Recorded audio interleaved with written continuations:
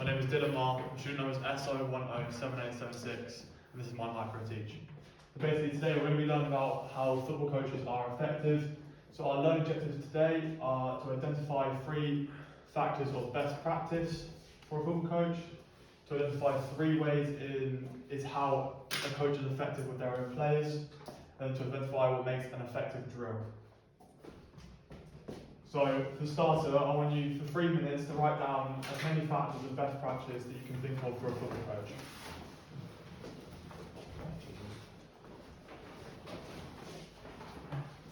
Probably off the bat, do you have any ideas? But like in your head, do you have any ideas? Okay, strong start. Callum, how are you feeling? Can you give me an example of what best practice is for a football coach? So like what is sort of expected in you, and say what is showing up on time to a session is. So bring like equipment with you. Yeah, like that. Oh, okay. Cheers. Yeah, it's effective for football coaches, especially to be on time, as they need to show to their own players that they're willing to be there on time, willing to show up and actually get ready to teach their own players. Great, you got any thoughts? I just put respect from like the coach and them, Definitely, yeah. and then show up on time. Exactly, yeah, that's perfect. Thank you. Steph, you got any ideas? Risk assessment. Yes, that is definitely important. So with risk assessments, you need to sort of make sure, for health and safety reasons, you need to like show, say there's a cone on the pitch that you wasn't supposed to be there, you need to make sure players are known, whatever, and get that off the pitch quickly to make sure no injuries can happen.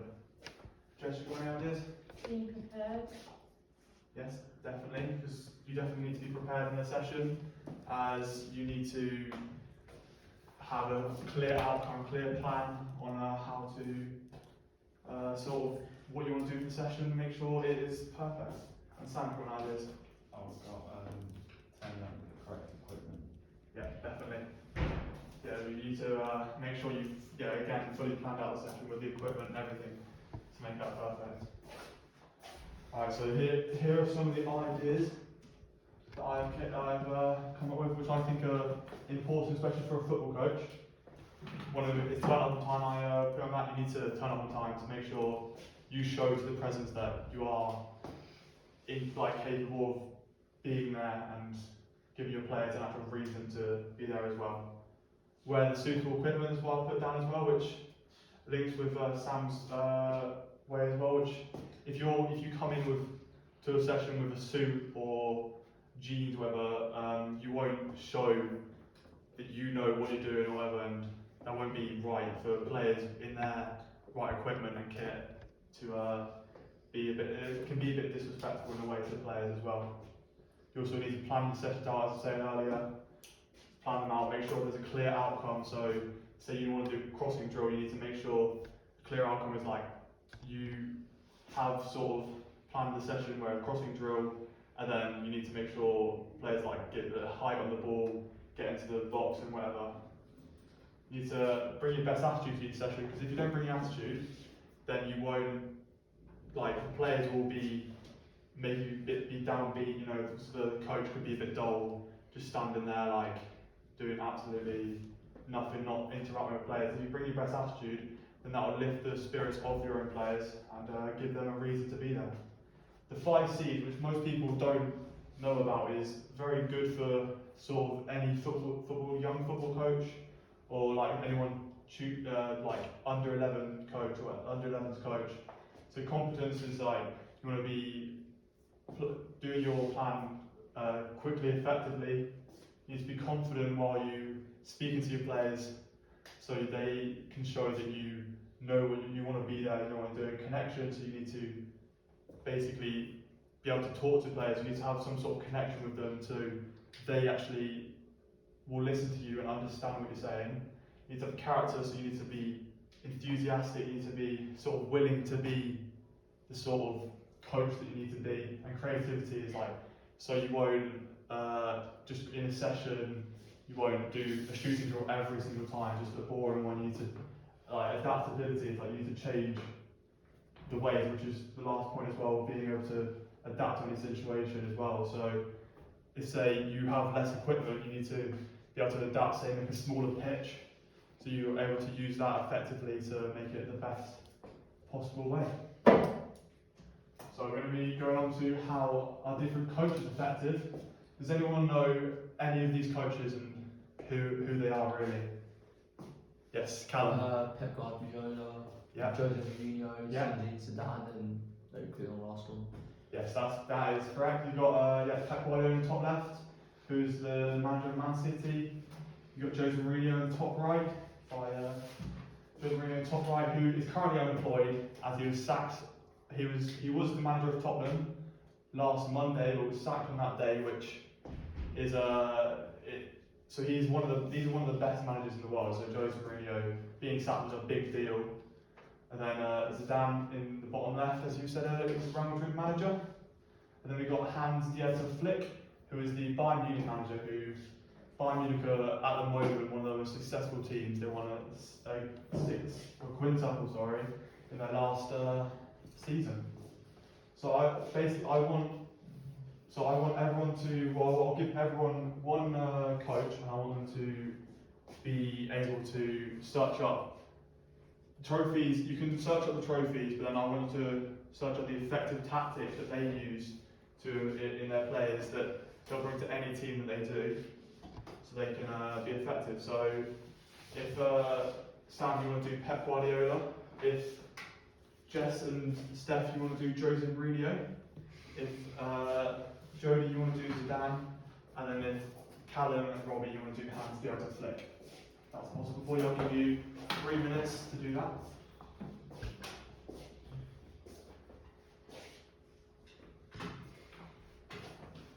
Yeah, so Callum, just searching up the sort of tactic that he uses when he coaches to. Is that in make like training or matches? Just generally the tactic that he will use. So if I give you another example, is Capello, who would use a counter-attacking sort of aspect to his game.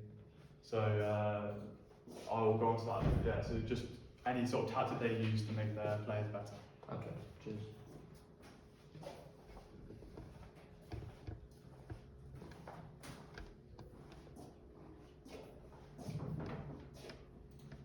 Sam, are you getting that? Slowly. Good.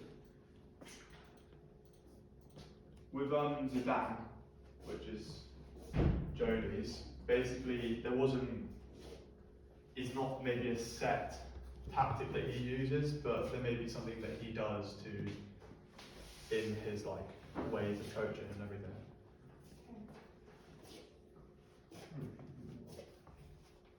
If anyone has any questions or whatever, feel free to ask me, and you can get stuff on this and we'll talk.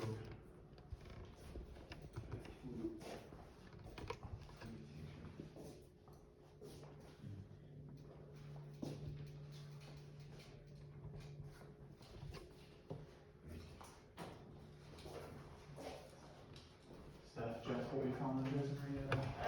He used a format. I think it was 4-4-2, 4-4-3-3, Yeah. 4-4-1-1, 4-2-3-1, and he used those formats for his best performances. And it also said he uses a lot of psychology for his influence Yes. on his team, which matters. Exactly, yeah. He's more of he likes to sort of, all his teams, he wants to get the dressing room right, get their heads right throughout games and everything. Yeah, it's just, he's big on the mental side of games, which can sometimes ruin, if he gets the wrong side of it, sometimes can ruin the ways of what he sort of likes to coach his players, really. If we're going to go through each tactic that all the players using the trophies that won, which shows how effective they have been throughout their career as a manager. So Pep Guardiola, he has won 27 trophies, which is the most on this list, which he's been, a lot of these trophies have been at Man City, which is, he's been there for, I believe, 5 or 6 years now. so it's a long time to be at one club. And he used the tiki-taka technique, which when he was a assistant coach at Barcelona, he learned that there, which is the Barcelona sort of way was tiki-taka, which is quick sort of one-touch, two-touch football, which has seen in Man City give them success and lead them on to win titles that they didn't really win before. So that's why he's won that amount of trophies and been such a successful manager of his career. So Jose Mourinho, he has won 25 trophies, which is the second highest on this list, which he's had a longer career than Pep Guardiola, but he came through from Porto and sort of showed his progress there, and he, as we were saying earlier, he's able to unite his team, get the mental side of the game, and also he brings a defensive side. So whenever, in recent times, whenever his team are winning or go up 1 or 2-0, he will sort of sit back, defend, and be more like just counter-attacking or just able to win, and that's how we'll just bring him success, able to win games, just able to, do that. Zidane, who is more of a tricky tactic sort of person, he's won 11 trophies in his career. Most of them, I think all of them have been at Real Madrid, as that's really his only sort of managerial role he's had over the years, really, taken over them twice. His effective tactic, which when he played football throughout his whole career, one of the greatest football players to ever play, really, has been sort of argued. But then he takes sort of his tactics from those sort of managers that he played. An example of that is Fabio Capello, who when he managed Real Madrid for a season, and also when he managed Juventus, which is both Zidane's clubs, he sort of gave influence from him, which he plays a sort of counter-attacking role which is more defensive sort of side. Sit back and then you counter-attack on the break when you just say you win the ball, but they put 7 players up on the field and then you just run counter-attack, which has been successful for Capello, which is what Zidane's using at the moment for Real Madrid. Then Hans-Dieter Flick, who is more of a new manager in the game. He managed Schalke and managed Bayern Munich alongside assistant German boss, which he's won 6 trophies, which 5 of them were last season for Bayern Munich, and then the other one was Bayern Munich season before. And he plays more wing-orientated attacks, which left side, right side wings, balance off them, get in midfield, get into the box. Sort of with Lewandowski up front for Bayern Munich, he uses that big striker to be able to score many goals, which is why they're one of the most successful teams at the moment. So we're going to be looking now at what makes an effective drill, and I've got a YouTube video set up for us to watch, which I want you to, when watching the video, sort of pick out what made, it's going to be a possession game video, so what made the possession game effective what makes possession effective while playing football, and what makes the actual drill effective and why it's so useful to use.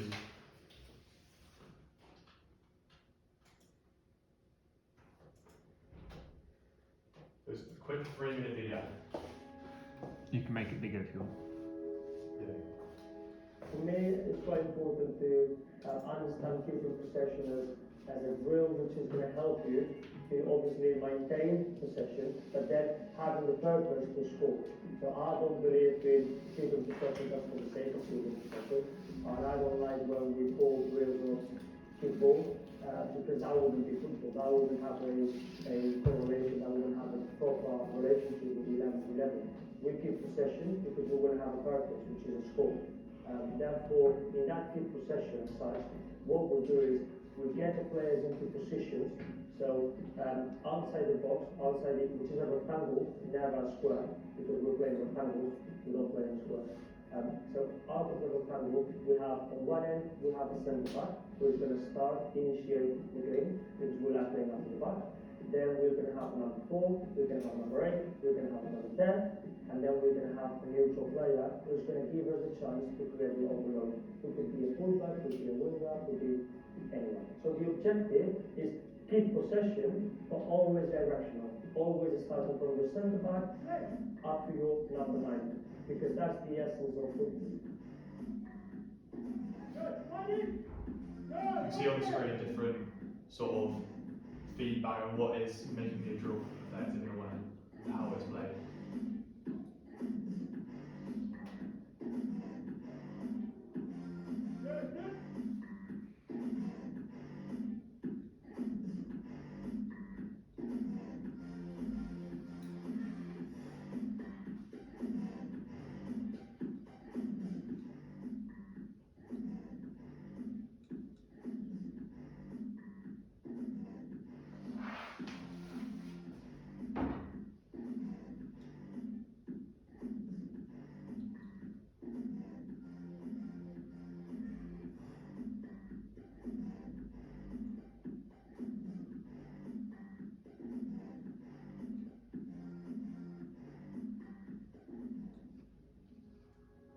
Then as a progression, we added a defender on each end, and then when we get into the number 9, now he's got something else to do. Now he's practicing his individual targets. Can he then set and then spin and score? Can he just set for someone else to And score? you can see that adding Can he strikers in the forward game, ball which to is the useful. center So forward if they're and using this in a score real number game, 1, and they'll be then able to before going straight away involve that to striker to the be able to score things goals. that they might need as individual targets to be 11-11.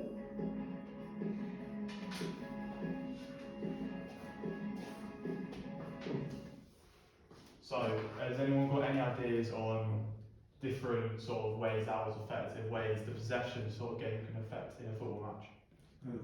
Yes, Sam. Did you say that the goal was basically to try and work in pairs or threes and keeping possession but slowly moving up the pitch to try and get it to the attacker? Yes, definitely. It makes it so you get more, say if it was in the triangle that I was saying earlier, is more, it gives them connection to be able to play that in a real game, play around different midfielders, whatever, just get it up the field, directional, play out from the back and everything like that. Has anyone got any other ideas? Yes, Stefan. We're giving like a specific amount of space that they could like pass in, so it basically restricted them to only passing, so they can like run as much. Do you know what I mean? Yeah. So just force them to really just do like short passing and keep possession. Yeah, it makes it so they feel more comfortable to play in that sort of position in the game, just keep that ball, sort of play tiki-taka as we were saying earlier, just keep possession, which gives them more chance to score a goal, keep it live, to get it up the field. So we're going to go through some of the ones that I've put down. So if we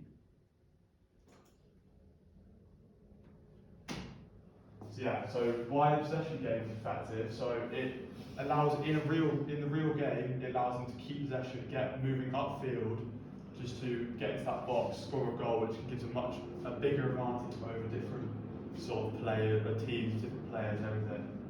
So there's more chances, as I say, more chances of scoring as you have more possession in the game, because nothing comes when you don't have the ball, you can't score a goal, you will not, unless it's an own goal, you won't be able to get in your own box and score a goal. And then it also makes your players more comfortable playing out from the back, so from your keeper to your centre back to your midfielder to your wingers, everything, just keep the ball, keep moving up the field to get into that box to score. The main goal, obviously, in football is to score a goal.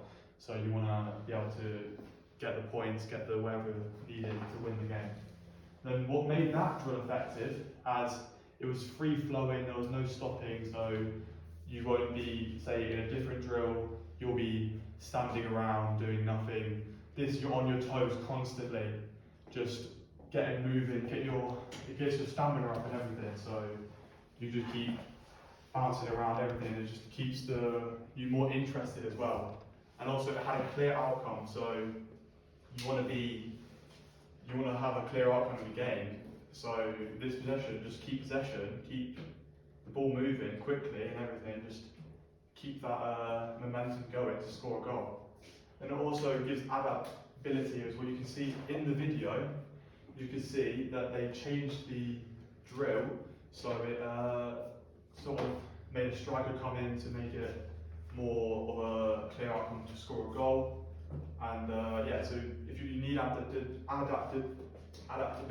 in the game, so in the drill, so you can make again players more interested, so they don't after 10 minutes get bored of the drill and lose interest. So that will be. So has anyone got any questions before we go on to the recap or anything at all? No, that's absolutely fine. So if we go back to the learning objectives. So Sam, can you give me a factor of best practice for a football coach? Turning up on time with the correct equipment. Exactly, yeah. So yeah, that's perfect. Stefan, can you give me another one? Risk assessment. Yes, perfect.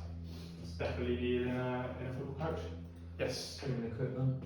Yeah, training equipment, perfect. You need that definitely because you can't turn up to a session without, say, footballs because it is a football session maybe. You've got to have the right amount of equipment as well. Exactly, To yeah. one of each sort of thing. Exactly, yeah. So, Jodie, why give me one way of how one of the coaches was effective with their players? One of the coaches, the one I looked at, you said he took tactics from other people's tactics. Yes. and Exactly, put yeah. them together. Yeah, he took inspiration from different coaches he went around and did, sort of showed. And then Robbie, why was a drill effective and why was it needed to be? It was effective because the way they moved the ball around in the areas. Yes, And then obviously the other striker in to make it a bit more realistic. exactly. Yeah, it's definitely needed in a game to be moving around, free flowing and everything, just to make it a clear outcome as well. And that'll be everything. Thank you all for